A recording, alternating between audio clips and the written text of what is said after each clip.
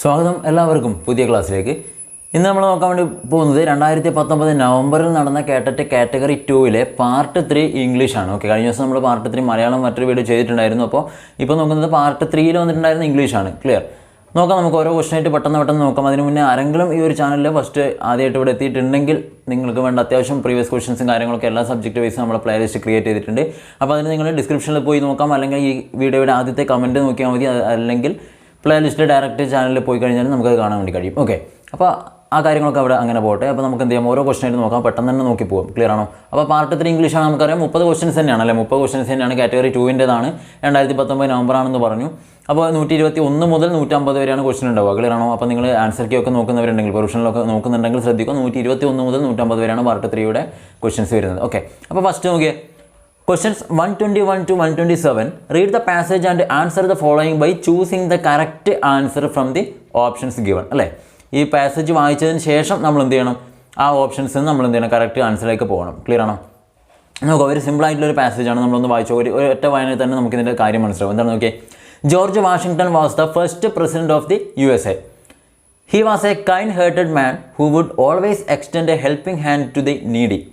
One day, while walking down the road, he saw a dog which had fallen into a pit. The dog struggled hard to come out, okay, but fell back into the mud each time it tried to jump out. A man standing nearby just watched unperturbed. Okay, അപ്പോൾ ഇപ്പോൾ ഈ പറഞ്ഞിട്ടുള്ള first പാരയിൽ എന്താ പറഞ്ഞിട്ടുള്ളത് നിങ്ങൾ മനസ്സിലായിട്ടുണ്ടാവുന്ന ഇരിക്കുന്നതാണ്. George Washington ആരായിരുന്നു? അമേരിക്കയുടെ പ്രസിഡന്റ് ആയിരുന്നു അല്ലേ. അപ്പോൾ അദ്ദേഹം എന്താണ്, മറ്റുള്ളവരെ ആവശ്യക്കാരെ സഹായിക്കാൻ വേണ്ടി അത്രത്തോളം താല്പര്യമുള്ളൊരു വ്യക്തിയാണ് അദ്ദേഹം അല്ലേ. അപ്പോൾ ഒരു ദിവസം എന്ത് ചെയ്തു, അദ്ദേഹം റോഡ് സൈഡിൽ നടന്നു പോകുന്നതിൻ്റെ ഇടയിൽ എന്താണ്, ഒരു പട്ടി അല്ലേ, ഒരു പട്ടി എന്ത് ചെയ്തിട്ടുണ്ട്, ഒരു കുഴിയിൽ വീണതായിട്ട് കണ്ടു അല്ലേ. അതപ്പോൾ എന്താണ്, അത് പുറത്തേക്ക് വരാൻ വേണ്ടി ഓരോ സമയത്ത് ട്രൈ ചെയ്തുകൊണ്ടിരിക്കുമ്പോൾ അത് വീണ്ടും ആ ചളിയിലേക്ക് വീഴുവാണ് അല്ലേ. അപ്പോൾ അതിൻ്റെ അടുത്തൊരു മനുഷ്യൻ അതൊന്നും മൈൻഡ് ചെയ്യാതെ നോക്കുന്നുണ്ട് അല്ലേ. ആ പട്ടിയോട് ഒരു തരത്തിലുള്ള കാര്യമോ കാണാതെ ഒരു മനുഷ്യൻ അവിടെ നിൽക്കുന്നതായിട്ടും ഇദ്ദേഹം കണ്ടു. ഓക്കെ, ബാക്കി നോക്കാം. George Washington said, "Poor dog, it will die if it is not taken out of the pit." അല്ലേ, അദ്ദേഹം പറഞ്ഞു എന്താണ്, അതിനെ കുഴിയിൽ നിന്ന് പുറത്തേക്ക് എടുത്തില്ലെങ്കിൽ ഇത് മരിക്കും അല്ലേ, മരിച്ചു പോകും. അപ്പോൾ the man just nodded and look down. അപ്പോൾ ഇത് പറയുന്ന സമയത്ത് എന്താണ്, അദ്ദേഹം ഇങ്ങനെ നോക്കി തലയാട്ടിയിട്ട് അയാൾ പോയി. ഓക്കെ, തിരിഞ്ഞു നോക്കി. Okay, Washington got closer to the pit and pulled the dog out of the mud. അല്ലേ, ചളിയിൽ നിന്ന് പുറത്തേക്ക് എടുത്തു. എന്തോ he took out his handkerchief and rub the mud off the dog's body. അല്ലേ, അതിൻ്റെ ശരീരത്തിൽ ഉണ്ടായിരുന്ന ചളിയൊക്കെ അദ്ദേഹത്തിൻ്റെ കർച്ചീഫ് ഉപയോഗിച്ചുകൊണ്ട് കളഞ്ഞു അല്ലേ. His clothes had become very dirty. Okay, the man realised his mistake and praised Washington for his deed. Clear ആണോ? Washington replied, "I was pain to see the dog suffer. I took out the dog only to relieve myself on the pain and anguish." അപ്പോൾ ഇതാണ് paragraph എന്ന് പറയുന്നത്. കൃത്യമായിട്ട് മനസ്സിലായിട്ടുണ്ടാവുമെന്ന് വിചാരിക്കുന്നു അല്ലേ, ഇതാണ് paragraph.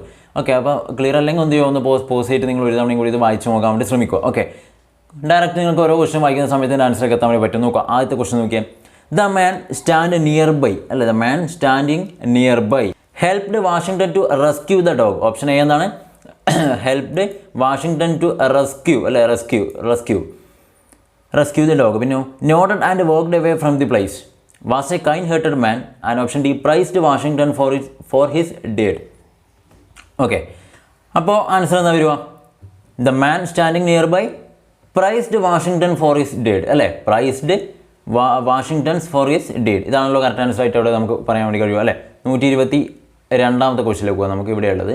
നോക്കിയേ, Washington replied, "I was pain to see the dog Zafar."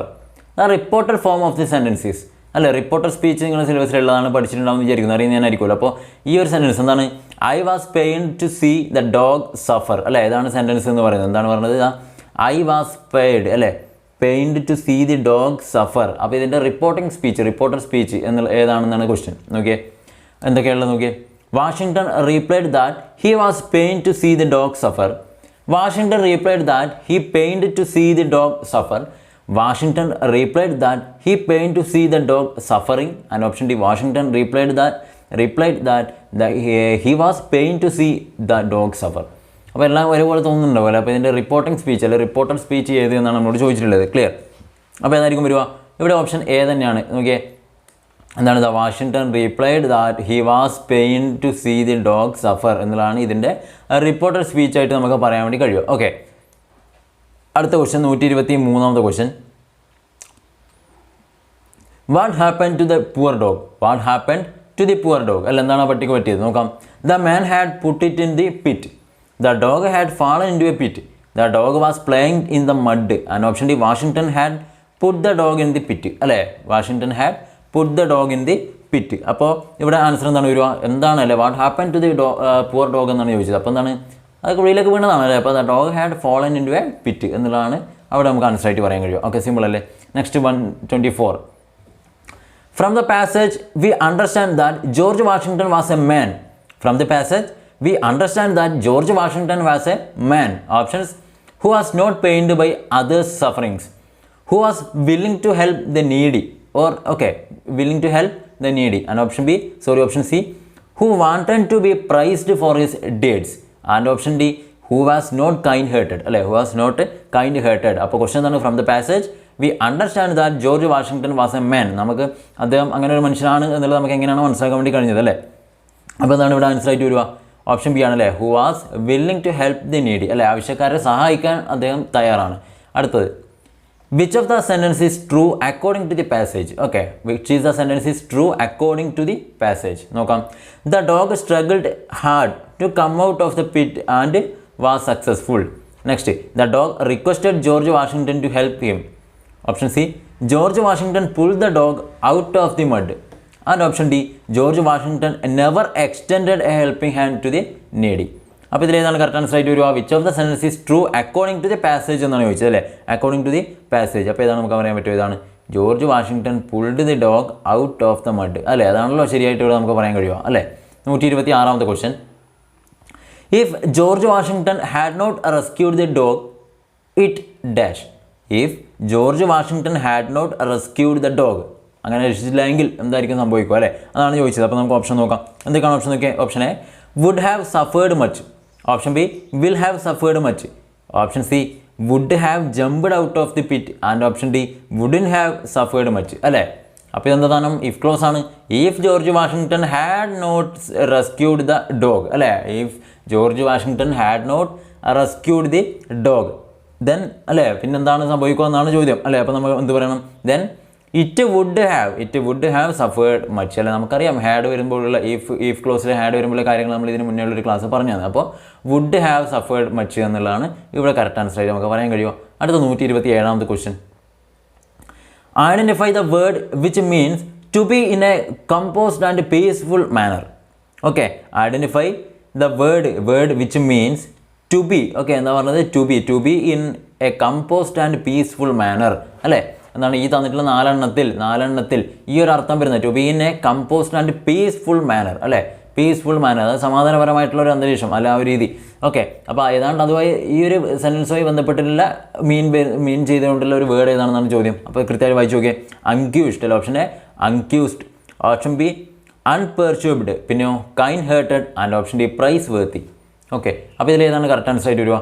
അങ്ങനെ നോക്കുമ്പോൾ നമ്മൾ ആൻസർ ഇവിടെ വരുന്നത് അൺപെർച്യൂബ്ഡ് എന്നുള്ളതാണ് കറക്റ്റ് ആൻസർ കേട്ടോ. ഇതിൻ്റെ മീനിങ് ഏതാണ്ട് ഇത് തന്നെയാണ്, എന്താണ് ശല്യപ്പെടുത്താത്ത എന്നുള്ള രീതിയിൽ. ഓക്കെ, അപ്പോൾ ശല്യപ്പെടുത്താത്ത എന്നുള്ള ഏതാണ്ട് ആ ഒരു രീതിയിൽ വരുന്ന മീനിങ് ആണ്. അപ്പോൾ ഇത് സെയിം മീൻ ചെയ്ത് വരുന്നത് ഇത് തന്നെയാണ്. ഓക്കെ, അപ്പോൾ ഇതിൻ്റെ മീനിങ് തന്നെയാണ് തന്നിട്ടുള്ളത്. ക്ലിയർ ആണോ?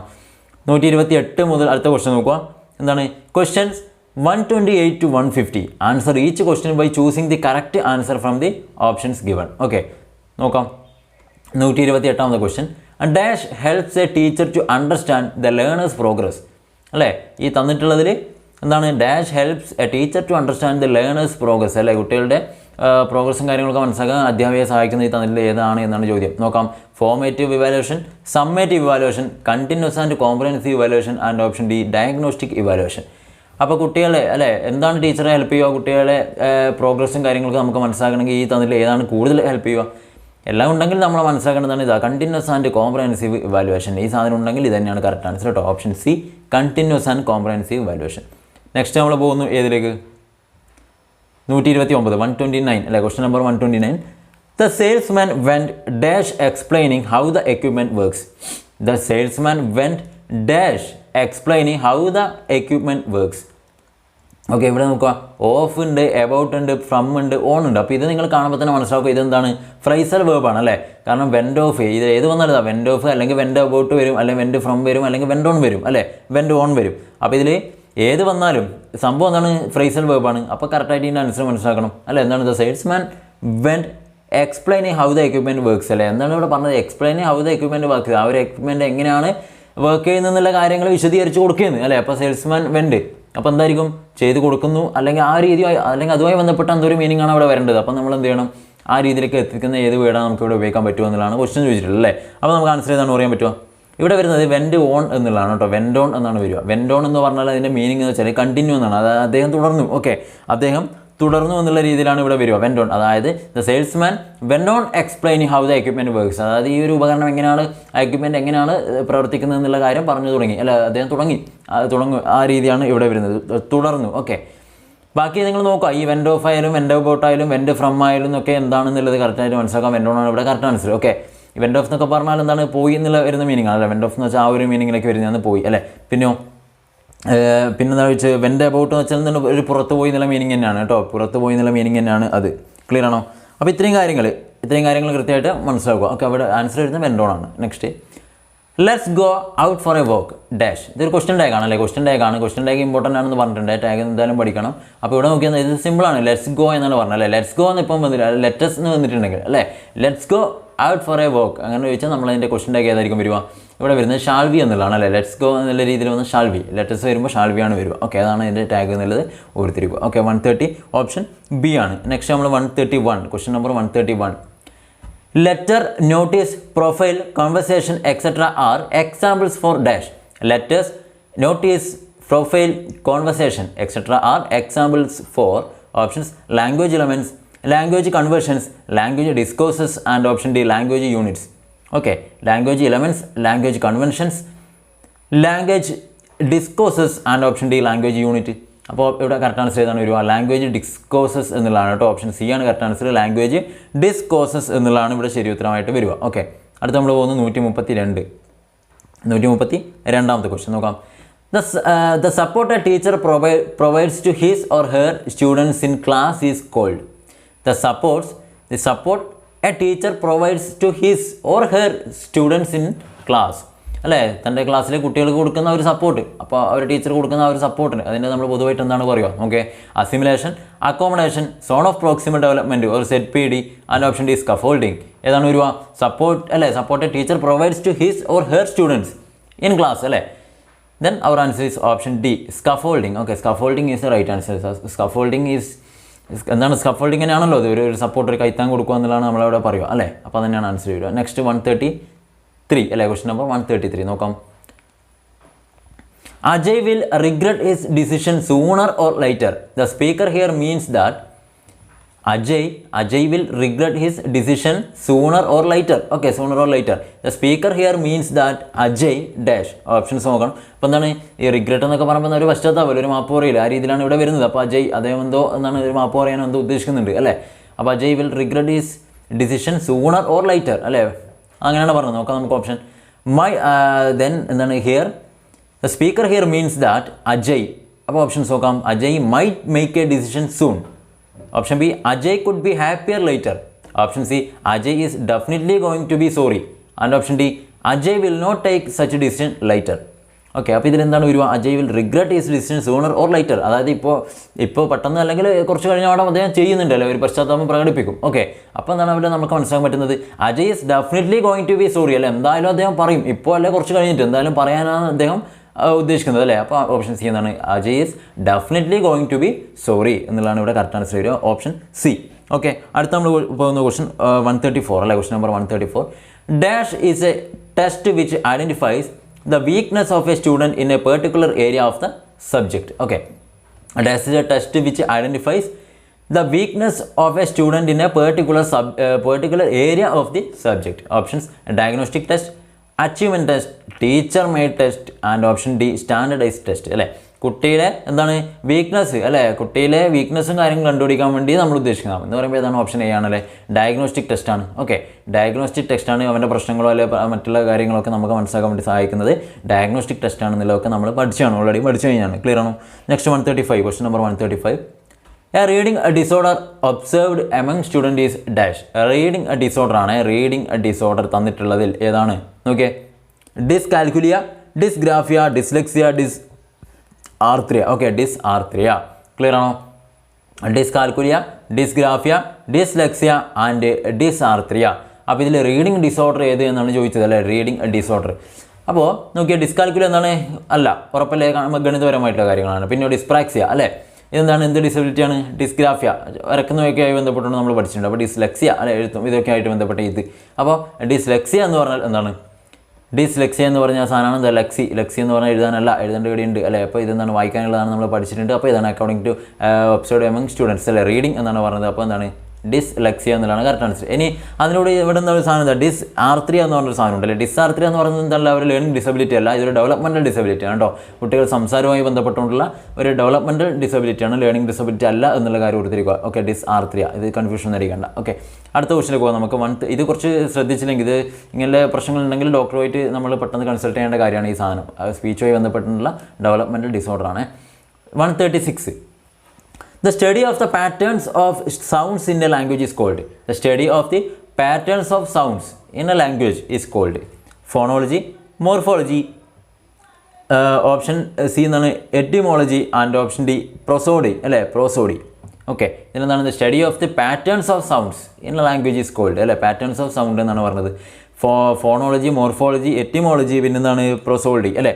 അപ്പോൾ ഇതിലേതാണ് നമുക്ക് ആൻസർ ആയിട്ട് പറയാൻ പറ്റുമോ? ഒന്നും സംശയം വേണ്ട, ഓപ്ഷൻ എ ആണ് phonology. Okay, phonology is the study of the patterns of sounds in a language. Okay, അപ്പോൾ അതാണ് കറക്റ്റ് ആൻസർ. നെക്സ്റ്റ് നമ്മൾ പോകുന്നു 137, ക്വസ്റ്റ്യൻ നമ്പർ 137 നോക്കാം. The client is dash buying a new house. The client is dash buying a new house. Options interesting to. Okay, the client is interesting to buying a new house. Next, interested in. The client is interested in buying a new house അല്ലേ. Next interested for and interesting on. അപ്പോൾ ഇതിലേതാണ് നമുക്കിവിടെ സ്യൂട്ടായിട്ട് എടുക്കാൻ വേണ്ടി പറ്റുക? The client is interested അല്ലേ. ഏതാണ് വരിക? 2 ആണോ, ഇൻ ആണോ, 4 ആണോ, ഓൺ ആണോ? ഏതാണ് വരിക?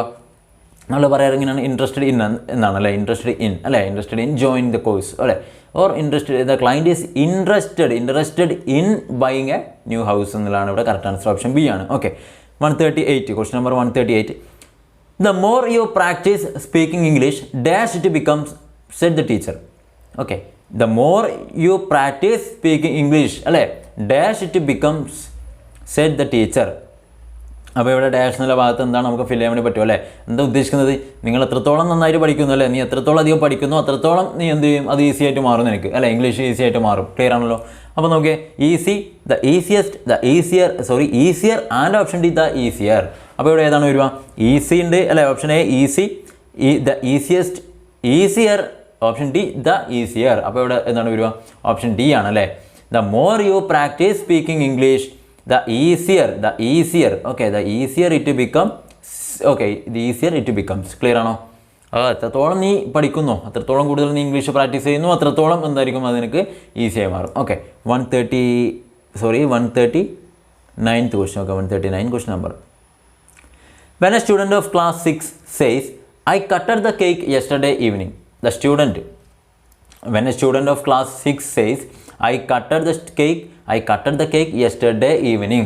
The student, options, seems to have a learning disability, has overgeneralized the rule of forming past tense, has a good command over language, and option D shows memory loss. ഇവിടെ എന്താ പറഞ്ഞു നോക്കിയാൽ sentence നോക്കിയേ, എന്താണ്? 6th ക്ലാസ്സിലെ കുട്ടി പറഞ്ഞു എന്താണ്? I cutted the cake yesterday evening അല്ലേ, I cutted the cake yesterday evening. Clear ആണോ? അപ്പോൾ ഇവിടെ ഏതാണ് നമുക്ക് സ്യൂട്ടായിട്ട് ഒരു അതുമായി ബന്ധപ്പെട്ടുള്ള കുട്ടിയെ സംബന്ധിച്ചിടത്തോളം seems to have a learning disability. Learning disability ഉള്ള കുട്ടികളെന്ന് പറയാൻ പറ്റുമോ? അങ്ങനെ ലേണിംഗ് ഡിസബിലിറ്റി ഉള്ള കുട്ടികൾ ഇത് മാത്രമല്ല അല്ലേ, ഇവിടെ എന്താണ് ഗ്രാമറിലോ അല്ലെങ്കിൽ ലാംഗ്വേജിൽ ഉപയോഗിക്കേണ്ട മറ്റൊന്നും ബുദ്ധിമുട്ടോ വരുന്നൊന്നും ഇതെല്ലാം എന്നുള്ളത് നമുക്കറിയാം. ലേണിംഗ് ഡിസബിലിറ്റി ഇങ്ങനെ മാത്രമല്ല അല്ലേ. Next, has over generalised the rule of forming past tense അല്ലേ, പാസ്റ്റ് ടെൻസ് ഉണ്ടാക്കുന്നതുമായി ബന്ധപ്പെട്ടുള്ള നിയമങ്ങളുമായി ബന്ധപ്പെട്ടുകൊണ്ടുള്ള പ്രശ്നങ്ങൾ ചിലപ്പം കുട്ടി ഫീൽ ചെയ്തേക്കാം, അവിടെ സാധ്യതയുണ്ട്. Next, has a good command of language അല്ലേ, has a good command over language, അത് ഉണ്ടാവും, അത് നല്ല കാര്യം. ഓക്കെ, അതൊന്നും ഇവിടെ വരുന്ന കാര്യമല്ല. നെക്സ്റ്റ് എന്താണ്? ഷോസ് മെമ്മറി ലോസ്, ഒരിക്കലുമല്ല. അപ്പോൾ ഓപ്ഷൻ ഏതാണ്? ഓപ്ഷൻ ബി ആണ് correct answer. Has cover generalised the rules of forming past tense. Okay, ഇതാണ് correct answer. Next 144, question number 140. After the interval the movie resumed. The underlined word means after the interval the movie resumed. അപ്പോൾ resumed എന്നുള്ള അതിൻ്റെ meaning എന്താണ്? Continued, returned, repeated and എന്താണ്? Receded. Okay, അപ്പോൾ ഇവിടെ resumed എന്ന് പറയുന്നതിൻ്റെ വേർഡ് മീനിങ് എന്താണ്? നിങ്ങളിപ്പോൾ സിനിമയൊക്കെ ചില ആപ്പ്, ഇപ്പോൾ MX പ്ലെയർ പോലത്തെ ആപ്പുകളൊക്കെ വെച്ച് നിങ്ങളൊന്ന് വീഡിയോ അല്ലെങ്കിൽ സിനിമയൊക്കെ കാണുന്നതിനിടയിൽ ജസ്റ്റ് ഒന്ന് പോസ് ചെയ്തിട്ടുണ്ടെന്ന് വിചാരിക്കുക. പോസ് ചെയ്തിട്ടുണ്ടെങ്കിൽ നമ്മൾ പിന്നീട് തുടങ്ങുന്ന സമയത്ത് നിങ്ങളോട് വീണ്ടും ചോദിക്കും എന്താണ് അവിടെ നിന്ന് തന്നെ സ്റ്റാർട്ട് ചെയ്യണോ അല്ല ആദ്യം മുതലേ വേണോ അല്ലേ. അതായത് റെസ്യൂം വെച്ചാൽ എന്താണ് നമ്മൾ ഒന്നും കൂടി സ്റ്റാർട്ട് ചെയ്യുക അല്ലെ, തുടരുക എന്നുള്ള മീനിങ് ആണ്. അപ്പോൾ പോസ് ചെയ്ത് പ്ലേ ചെയ്ത് വീണ്ടും തുടരുക, അതാണ് റെസ്യൂംഡ് എന്ന് പറയുന്ന മീനിങ്. അപ്പോൾ ഓപ്ഷൻ എ ആണ് കണ്ടിന്യൂഡ് എന്നുള്ളതാണ് correct answer. Next 141. My son loves collecting stamps, he is A dash. My son loves collecting stamp അല്ലേ, അദ്ദേഹത്തിൻ്റെ മകൻ എന്ത് ചെയ്യുന്നു, ഒരു സ്റ്റാമ്പ് കളക്ഷൻ ഇഷ്ടപ്പെടുന്നു, എല്ലാവരും താല്പര്യം. അപ്പോൾ അവനെ നമുക്ക് എന്ത് വിളിക്കാം, ബിബ്ലിയോഫിൽ, പിന്നെന്താണ് philanthropist, philatelist and option D philologist. Okay, philologist. Clear ആണോ? Bibliophile, philanthropist, philatelist and option D philologist. Okay, philologist. അപ്പോൾ ഇതിലേതാണ് വരിക, സ്റ്റാമ്പ് കളക്ഷനുമായി ബന്ധപ്പെട്ടുള്ള ഏതിലാണ് നമുക്ക് വിളിക്കാൻ കഴിയുക, സ്റ്റാമ്പ് കളക്ട് ചെയ്യുന്നവരെ നമ്മൾ വിളിക്കുന്ന പേരാണ് philatelist. Okay, philatelist. Okay, philatelist എന്നുള്ളതാണ് നമ്മൾ സ്റ്റാമ്പ് കളക്ഷനെ പറയാം. ബിബ്ലിയോഫിലൊക്കെ നമുക്കറിയാമല്ലോ എന്താണ്, പുസ്തകങ്ങളെ കൂടുതൽ കളക്ട് ചെയ്ത് പുസ്തകങ്ങൾ വായിക്കാനൊക്കെ പുസ്തകങ്ങൾ ഇഷ്ടപ്പെടുന്ന മീനിങ് ആണ് അല്ലേ. ഫിലാന്ത്രോപ്പിസ്റ്റ് വെച്ചാൽ എന്താണ്, മനുഷ്യ സ്നേഹി എന്നുള്ള രീതിയിലൊക്കെ നമുക്ക് പറയാം. ഓക്കെ, നെക്സ്റ്റ് നമ്മൾ പോകുന്നത് 142. She was overjoyed dash the prospect of meeting him again. She was overjoyed dash the prospect of meeting him again. Options at, from, for, with. Okay, at, from, for, with. അപ്പോൾ ഇതിലേതാണ് question ആയിട്ട് നമുക്ക് പറയുക 142 അല്ലേ. He was overjoyed dash the prospect. അപ്പോൾ നമ്മൾ പറയുന്നതാണ് at ആണ് കേട്ടോ, ഓപ്ഷൻ എ ആണ്. She was overjoyed at the prospect of meeting him again. Okay, overjoyed at the prospect of meeting him again. അടുത്ത നമ്മൾ പോകുന്നത് 143, ക്വസ്റ്റൻ നമ്പർ 143. നോക്കിയേ, luckily help arrived in the nick of time. The idiom means luckily help arrived in the nick of time. Okay, nick of time, nicotine അല്ല, ഇത് എൻ്റെ ഒരു nicotine എന്നുള്ള രീതിയിൽ ചിലപ്പോൾ തെറ്റി വായിച്ചു പോയി. നിക്കോട്ടിൻ അല്ല, നിക്ക് ഓഫ് ടൈം എന്നാണ് കേട്ടോ. എന്താണ് help arrived in the nick of time. Okay, luckily. അപ്പോൾ നിങ്ങൾ നോക്കുക ഇവിടെ എന്താണ് വരേണ്ടത്, ഓപ്ഷൻ നോക്കിയേ. In A moment, in olden time അല്ലേ, ലൈറ്റിൻ്റെ ഓപ്ഷൻ ഉണ്ട്. In olden times and option is at the right moment and option D too late. Okay, too late. അപ്പോൾ ഇതിവിടെ നമുക്ക് എന്താണ് കറക്റ്റ് വരിക, അപ്പോൾ നിങ്ങളൊന്ന് ആലോചിച്ച് നോക്കിയാൽ luckily help arrived in the nick of time. Luckily എന്താണ്, ഭാഗ്യത്തിന് അല്ലേ, ഭാഗ്യത്തിന് നമുക്ക് സഹായം എപ്പോൾ കിട്ടി, ഭാഗ്യത്തിന് നമുക്ക് സഹായം നേരത്തെ കിട്ടി, അല്ലെങ്കിൽ ഇന്നലെ കിട്ടിയെന്ന് നമ്മൾ പറയില്ലല്ലോ അല്ലേ. എന്താണ്, നമുക്ക് എപ്പോഴാണോ സഹായം ആവശ്യമുള്ളത് അപ്പോഴല്ലേ നമുക്ക് സഹായം വേണ്ടത്. അപ്പോൾ ഭാഗ്യത്തിന് ആ സമയത്തിന് നമുക്കൊരു ഹെൽപ്പ് കിട്ടി എന്ന് നമ്മൾ പറയാറില്ലേ. അപ്പോൾ എന്തായിരിക്കും വരും, അങ്ങനെ ആലോചിച്ച് നോക്ക്. അപ്പോൾ നിക്ക് ഓഫ് ടൈം എന്ന് പറഞ്ഞാൽ നമുക്ക് എന്താ പറയാൻ പറ്റും, എന്താണ് അറ്റ് ദ ടൈം അല്ലേ, എപ്പോഴാണ് നമുക്ക് ഹെൽപ്പ് വേണ്ടത് ആ ഒരു സമയം. അപ്പോൾ ഇവിടെ കറക്റ്റ് ആൻസർ ഏതാണ് വരിക, അറ്റ് ദി റൈറ്റ് മൊമെൻറ്റ് എന്നുള്ളതാണ് ഇവിടെ കറക്റ്റ് ആൻസർ. എന്തുകൊണ്ട്, അറ്റ് ദി റൈറ്റ് മൊമെൻറ്റ്, ഭാഗ്യത്തിന് ആ സമയത്ത് തന്നെ നമുക്ക് എന്ത് കിട്ടി, കൃത്യമായിട്ടുള്ള സമയത്ത് തന്നെ നമുക്ക് എന്ത് കിട്ടി, സഹായം കിട്ടി. 144ാമത്തെ ചോദ്യം നോക്കിയേ. The weather reports have alerted that there will be dash rains this month അല്ലേ. The weather reports have alerted that there will be dash rains this month. Okay, options little, frequent, a few and option D scarce. Okay, അവിടെ ഏതാണ് വരിക, little, frequent, a few and scarce. എന്താ question നോക്കിയാൽ, the weather reports have alerted that there will be dash rains this month. Okay, അപ്പോൾ എന്താ നമുക്ക് പറയാൻ പറ്റുക, there will be frequent rains this moment. Option B ആണ് കറക്റ്റ് ആൻസർ കേട്ടോ. 144ൻ്റെ answer option B ആണ്. ക്ലിയർ ആണോ? നെക്സ്റ്റ് ക്വസ്റ്റ്യൻ നമ്മൾ പോകുന്നു 145, 145. ഓക്കെ, ക്വസ്റ്റ്യൻ നമ്പർ 145 നോക്കാം. Identify the part of the sentence that is incorrect. Okay, identify the part of the sentence that is incorrect. നോക്കാം. The shopkeeper told us that the prices will be exhibited the next day. അപ്പോൾ ഇതിൽ ഏതോ ഒന്ന് തെറ്റാണ്. ഏത് ഭാഗത്താന്ന് നോക്കി underline, ഓരോ ഭാഗം ഇതാ. ഒന്ന് ദ ഷോപ്പ് കീപ്പർ ടോൾഡ്, ആദ്യത്തെ സ്ലാഷ് ഈ ഭാഗം, ഷോപ്പ് കീപ്പർ ടോൾഡ് എസ്, ഇതാണോ തെറ്റ്? അല്ല, ദാറ്റ് ദ പ്രൈസസ്, ഇതാണോ തെറ്റ്? അതുപോലെ അടുത്തത് വിൽ ബി എക്സിബിറ്റഡ്, ഇതാണോ തെറ്റ്? And option D the next day. ഏതാണ് വരിക? ഇതിലേതാണ് തെറ്റ് എന്ന് നമുക്ക് പറയാൻ പറ്റുക? The shop keeper told us that the prices will be exhibited the next day. Okay, അപ്പോൾ ഇവിടെ കറക്റ്റ് നമുക്ക് കാണാൻ പറ്റുന്ന മനസ്സിലായി ഏതാണ് തെറ്റ്, ഇതാണല്ലേ. അപ്പോൾ ഇത് വരുന്ന ഏത് ഭാഗത്താണ്? വിൽ ബി എക്സിബിറ്റഡ് എന്നുള്ളതാണ് ഇവിടെ തെറ്റായിട്ട് നമുക്ക് പറയാൻ വേണ്ടി കഴിയും അല്ലേ. ഓപ്ഷൻ സി ആണ് കറക്റ്റ് ആൻസർ. ക്ലിയർ ആണോ? Next 146. No other building here is dash this one. Okay, no other building here is dash this one. Options as tallest as taller than, as tall as, option D as taller as. No other building here is dash this one. Okay, അപ്പോൾ നമുക്ക് ഏതാണ് ശരിയായിട്ട് answer കിട്ടുക? No other building here is dash this one, as tallest as taller than, option C as tall as, and option D as taller as ഏതാണ് correct answer?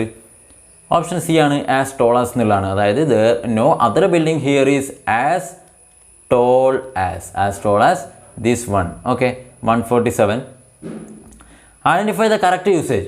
The driver asked the passengers dash. The driver asked the passengers dash. Options: to alight into the bus immediately, to alight on the bus immediately, to alight from the bus immediately, and option D, to alight the bus immediately. Okay.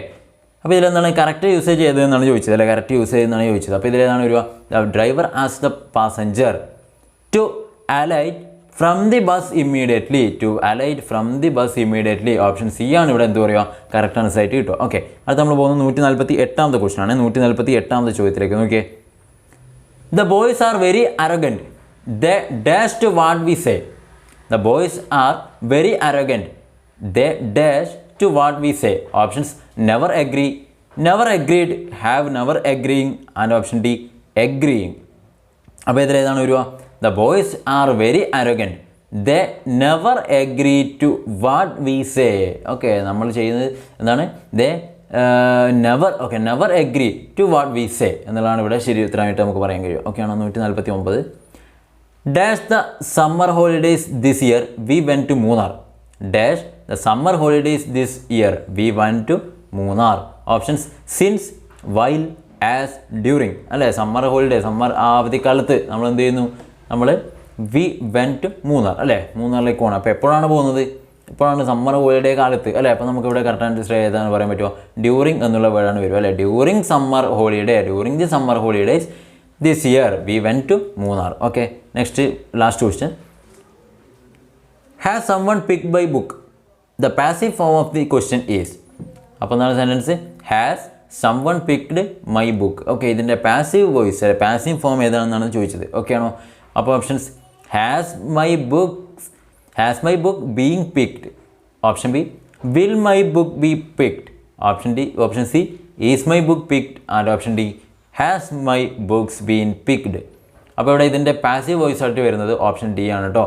Has my books been picked. അപ്പോൾ reported speech okay, reported speech അല്ലെങ്കിൽ direct indirect എന്നൊക്കെ നിങ്ങൾ പഠിച്ചിട്ടുണ്ടാവും. അത് അല്ലെങ്കിൽ reported speech അത് പഠിക്കണം. Active passive കേട്ടോ. ആക്റ്റീവ് ആൻഡ് പാസീവ് വോയിസ് എന്താണെന്നുള്ളത് അതിനെക്കുറിച്ചൊക്കെ നിങ്ങൾ ഡീറ്റെയിൽ ആയിട്ട് പഠിച്ചിരിക്കണം. ഓക്കെ, അതൊക്കെ വരും. ക്ലിയർ ആണോ? അതുപോലെ ഒരു ക്വസ്റ്റൻ ടാഗ്, ഒരു ടാഗ് എന്തായാലും പഠിക്കണം. ഒരു ടാഗ് എന്നല്ല, ക്വസ്റ്റൻ ടാഗ് എന്നുള്ള ടോപ്പിക്ക് നിങ്ങൾ പഠിക്കണം. ഓക്കെ, അപ്പോൾ ഇത്രയാണ് ഈ ഒരു ഇപ്പോൾ 2019 നവംബർ ഈ ഒരു ദിവസം കഴിഞ്ഞാൽ കാറ്റഗറി 2 ഇംഗ്ലീഷ് ക്വസ്റ്റ്യൻസ്. ഇതാണ് ഇതിൽ പാർട്ട് 3 ഇംഗ്ലീഷിലായിട്ട് വന്നിട്ടുണ്ടായിരുന്ന ക്വസ്റ്റ്യൻസ്. ഓക്കെ, മനസ്സിലായെന്ന് വിചാരിക്കുന്നു. അപ്പോൾ എത്രത്തോളം സ്കോർ ചെയ്യാൻ പറ്റുമെന്നുള്ളത് നിങ്ങൾ പറ്റുവാണെങ്കിൽ ഒന്ന് കമൻറ്റ് ചെയ്ത് അറിയിക്കാൻ വേണ്ടി ശ്രദ്ധിക്കുക. ഓക്കെ, അപ്പോൾ ഇതിൻ്റെ കൂടെ എപ്പോഴും പറഞ്ഞാൽ തന്നെ ഇഷ്ടമായിട്ടുണ്ടെങ്കിൽ തീർച്ചയായിട്ടും ലൈക്കോ, ഇല്ലെങ്കിൽ ഉറപ്പായിട്ടും ഡിസ്ലൈക്കോ. അതിൻ്റെ കൂടെ തന്നെ ഫ്രണ്ട്സിനൊക്കെ ഒന്ന് ഷെയർ ചെയ്ത് കൊടുക്കുക. ഓക്കെ, നിങ്ങളുടെ അഭിപ്രായങ്ങളും നിർദ്ദേശങ്ങളും കമൻറ്റ് ചെയ്യണം, ഒന്നും കൂടി അറിയിക്കുകയാണ്. അപ്പോൾ അടുത്ത ദിവസം നമുക്ക് പുതിയൊരു പേപ്പറായിട്ട് വരാം. Okay, thank you.